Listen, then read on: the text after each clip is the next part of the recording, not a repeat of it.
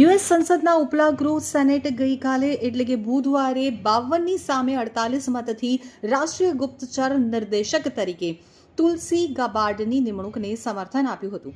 2 દિવસના અમેરિકા પ્રવાસ દરમિયાન ટ્રમ્પ સાથે મુલાકાત અને પ્રાઇવેટ ડિનરની સાથે ટેરિફ ગેરકાયદે ઇમિગ્રન્ટ્સના મુદ્દે પણ વાતચીત થશે.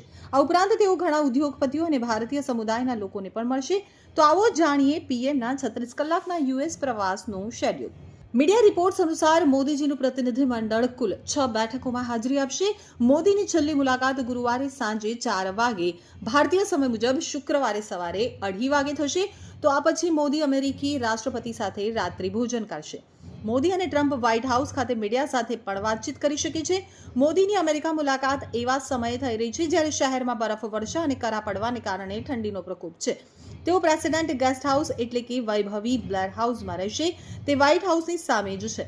આ ગેસ્ટ હાઉસમાં વિશ્વના નેતાઓ રોકાય છે. ડોનાલ્ડ ટ્રમ્પે સત્તામાં પાછા આવ્યા બાદ કેનેડા, મેક્સિકો અને ચીન ઉપર ટેરિફ લાદવાની જાહેરાત કરી છે. જો કે બાદમાં તેમણે કેનેડા અને મેક્સિકોને 30 દિવસ માટે ટેરિફ રાહત આપી છે. ટ્રમ્પ વારંવાર ભારતના ઊંચા ટેરિફ દરોની ટીકા કરી ચૂક્યા છે. જો કે અત્યાર સુધી તેમણે ભારત ઉપર કોઈ પણ પ્રકારનો ટેરિફ લાદ્યો નથી.